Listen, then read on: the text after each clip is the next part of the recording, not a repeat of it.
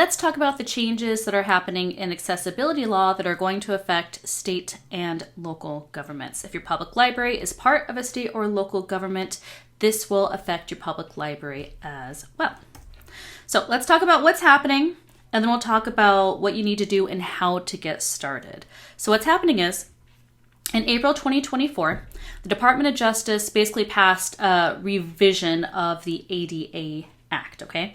The ADA is all about standards that make the world accessible and useful for people with disabilities, people that use assistive technology, people that use mobile aids to get around.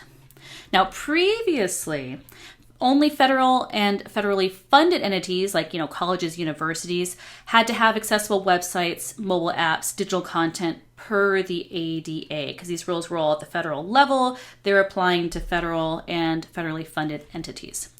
Now, under this new revision, state and local governments are going to have accessible websites, mobile apps, digital content starting in April 2026. Now, it might be that your state already has accessibility rules on the books, or your local government has accessibility rules on the books, so check what's already required and where you already are. But now this is a federal rule that's being pushed down to state and local governments, and so it's going to apply across the board rather than being kind of patchwork at the state and local level. Here are the deadlines.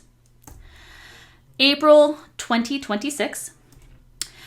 Those public entities, so like cities, with 50,000 or more people per the Census Bureau, are going to have to comply with these new regulations. All of your digital content is going to have to be accessible, and we'll talk about what that means in just a minute. As of April 2027, public entities, so small towns with less than 50,000, as well as special district governments, will have to comply with this new rule. That means that all of your digital content is going to have to be accessible as of April 2027. What's required? Great question. Now, websites, mobile apps, all digital content, including social media posts, in a nutshell, must be fully accessible to people that use keyboards to navigate and to people that use screen readers. I generally kind of use those two groups as an example of if those people are able to use your content's accessible. That's it in a nutshell. A little more detail, that means all of your images, illustrations have to have alt text. That means that they have a text alternative to just seeing something on a screen. Your content needs to be structured using things like headings. Your text needs to be readable by everyone. Think color contrast, think font choices, think use of bold or underline, and there's a lot more besides that. Now, the bottom line is all your digital websites and your apps must meet specific technical guidelines for accessibility. Tell me more. Now, those guidelines are WCAG 2.1 Level AA. Okay? That's all your digital content, websites, public digital files, apps, even social media posts. WCAG stands for Web Content Accessibility Guidelines. These are the technical standards to which your content must adhere. And these are the gold standard. These aren't just something being used for state and local governments. This is what's required of federal institutions.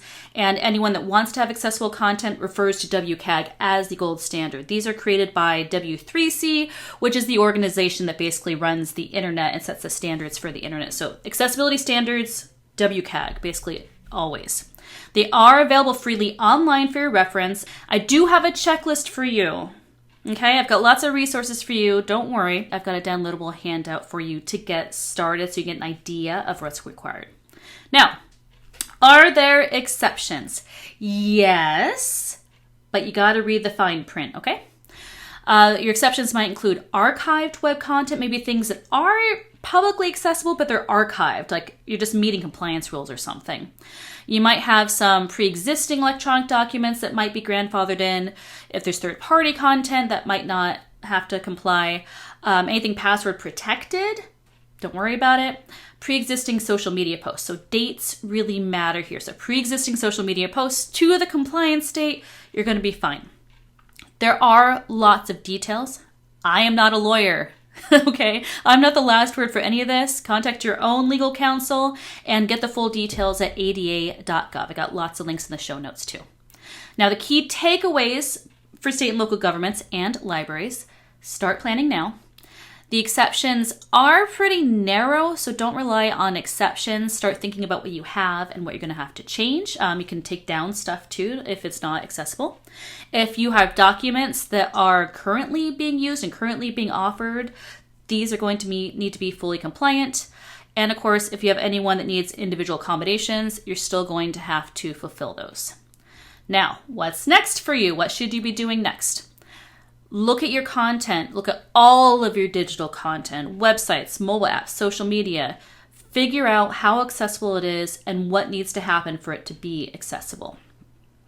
Review your archives. What's publicly available? What are your policies? Think about what needs to be online, what doesn't need to be online. That can be your first thing. Declutter, and you'll have less stuff that you have to make accessible. Start planning staff training on WCAG 2.1 Level AA. These are the exact standards that your content will need to meet. WCAG 2.1 refers to the currency of the rules, so these are the most modern rules. Level AA is the level to which they need to adhere. So there's actually Level A, which is a lower standard, Level AAA, which is a higher standard. We're aiming for Level AA of WCAG 2.1, and these are pretty achievable. Budget now. Think about what money you have for accessibility improvements and start establishing procedures now so that you can get up to speed on accessibility on all your content, and you're not going to be producing more content along the way that's inaccessible and has to be remediated. There are tons of resources for you. I've got lots of links in the show notes to where the rule came from, explanations of the rule. I've got a checklist for you. That checklist includes links to my YouTube videos on accessibility to get you started. Listen, get started. You can get 90% of it done on your own. There is some devil in the details, but make a good faith effort towards accessibility. It's going to serve you better in the long run. I do have some courses available as well. Listen, you can do this. State and local governments, public libraries, you can do this. Start small, make a plan. This will save you a lot of panic when these deadlines come to pass, and you must comply. And let me know how I can help. I'm Lindsay, and I cover instructional design, e-learning development, and all things online teaching and learning.